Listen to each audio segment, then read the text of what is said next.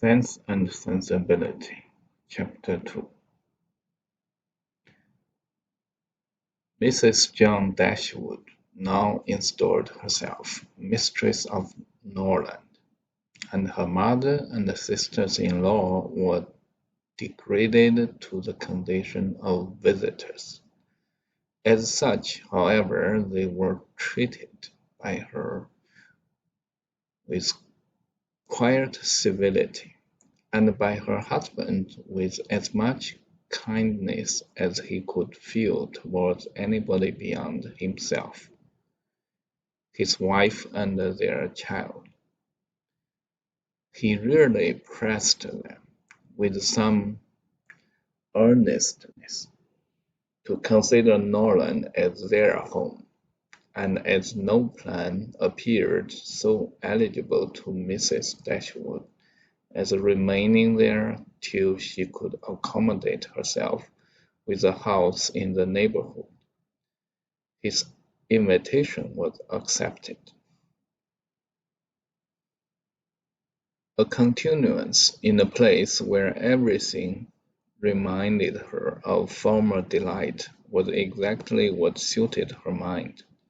In seasons of cheerfulness, no temper could be more cheerful than hers, or possess in a greater degree that sanguine expectation of happiness, which is happiness itself. But in sorrow she must be equally carried away by her fancy, and as far beyond consolation as in pleasure she was beyond alloy.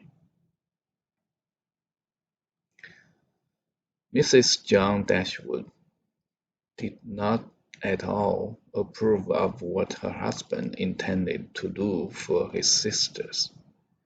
To take £3,000 from the fortune of their dear little boy.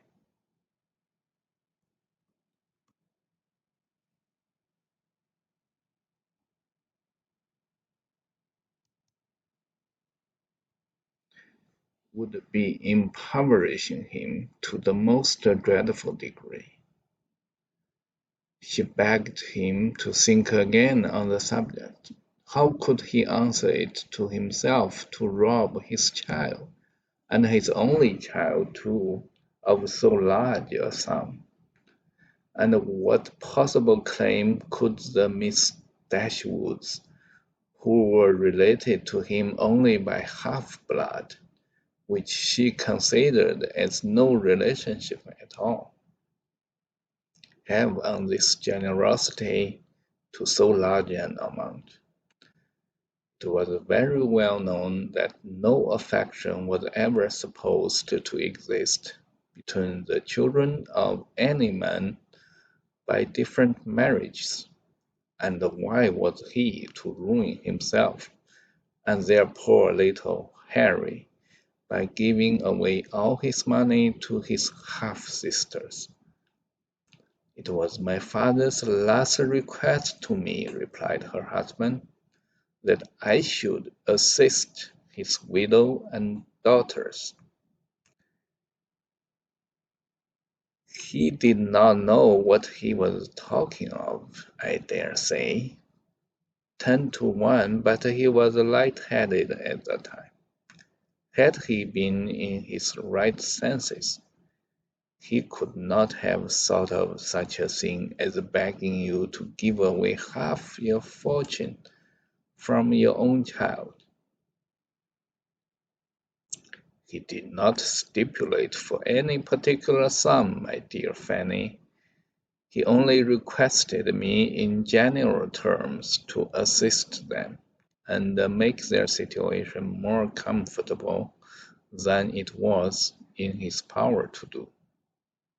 Perhaps it would have been as well if he had left it wholly to myself. He could hardly suppose I should neglect them. But as he required the promise, I could not do less than give it. At least I thought so at the time. The promise therefore was given and must be performed. Something must be done for them whenever they leave Norland and settle in a new home. Well, then, let something be done for them, but that something need not be 3,000 pounds.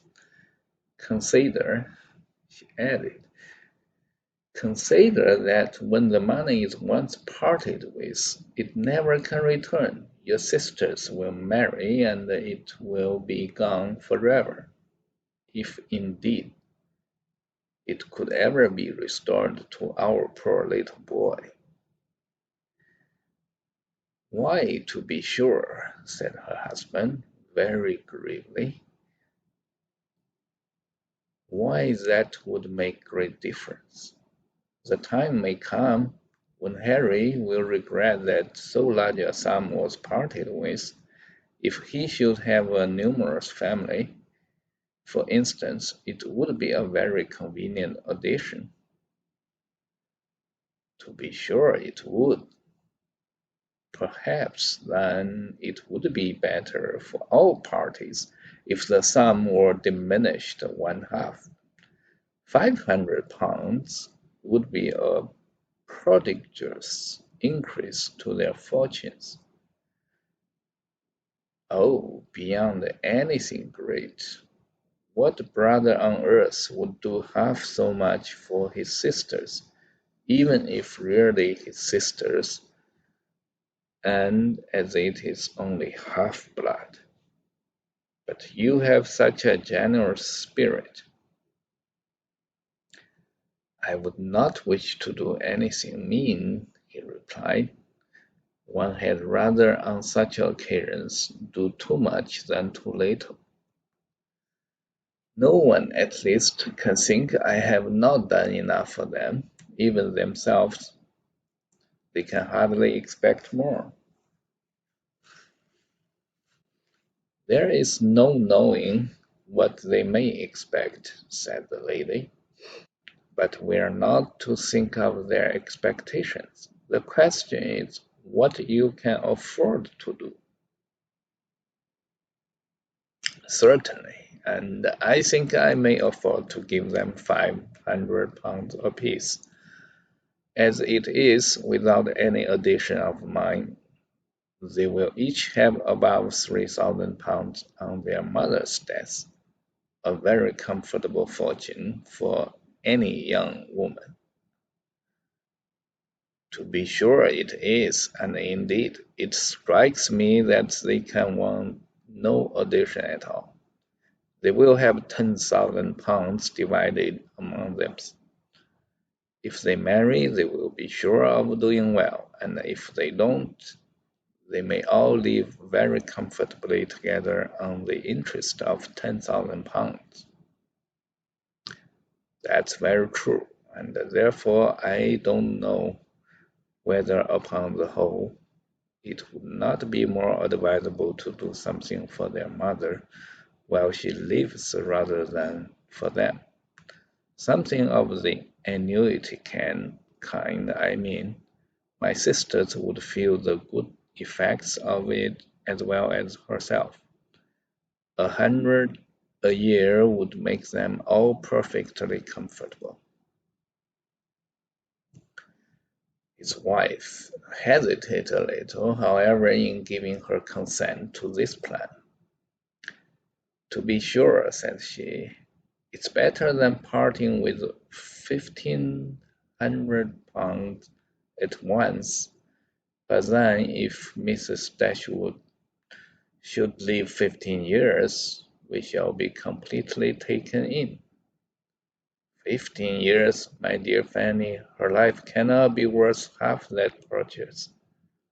Certainly not, but if you observe, people always live forever when there's any annuity to be paid them. And she is very stout and healthy, and hardly 40. An annuity is a very serious business.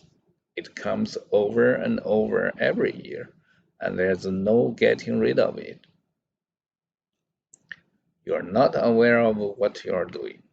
I have known a great deal of the trouble of annuities, for my mother was clogged with the payment of three to old superannuated servants by my father's will, and it is amazing how disagreeable she found it. Twice every year these annuities were to be paid, and then there was the trouble of getting it to them. And then one of them was said to have died, and afterwards it turned out to be no such thing. My mother was quite sick of it.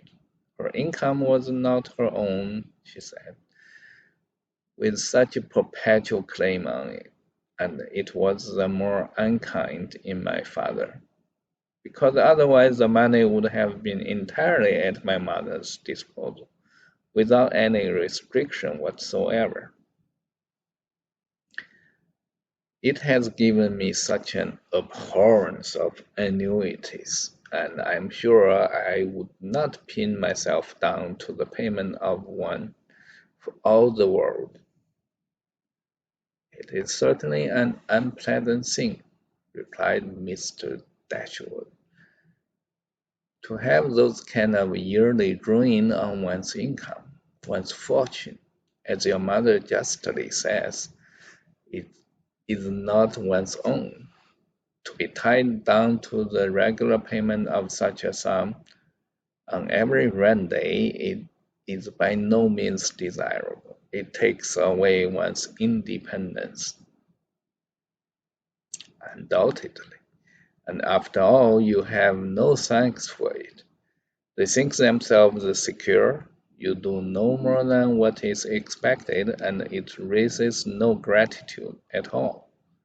If I were you, whatever I did should be done at my own discretion entirely, and I would not bind myself to allow them anything yearly. It may be very inconvenient some years to spare 100 or even £50 from our own expenses. I believe you are right, my love. It will be better that there should be no annuity in the case. Whatever I may give them occasionally will be of far greater assistance than a yearly allowance, because they would only enlarge their style of living if they felt sure of a larger income, and would not be sixpence the richer for it at the end of the year. It will certainly be much the best way. A present of £50 now and then will prevent their ever being distressed for money, and will, I think, be amply discharging my promise to my father. To be sure it will. Indeed, to say the truth, I am convinced within myself that your father had no idea of your giving them any money at all. The assistance he thought of, I dare say, was only such as might be reasonably expected of you. For instance, such as looking out for a comfortable small house for them, helping them to move their things, and sending them presents of fish and game, and so forth, whenever they are in season. I will lay my life that he meant nothing further. Indeed, it would be very strange and unreasonable if he did. Do but consider, my dear Mr. Dashwood, how excessively comfortable your mother-in-law and her daughters may live on the interest of £7,000, besides £1,000 belonging to each of the girls, which bring them in £50 a year apiece, and of course they will pay their mother for their board out of it. Altogether they will have 500 a year amongst them, and what on earth can four women want for more than that? They will live so cheap. Their housekeeping will be nothing at all. They will have no carriage, no horses, and hardly any servants. They will keep no company, and can have no expenses of any kind. Only conceive how comfortably they will be. 500 a year.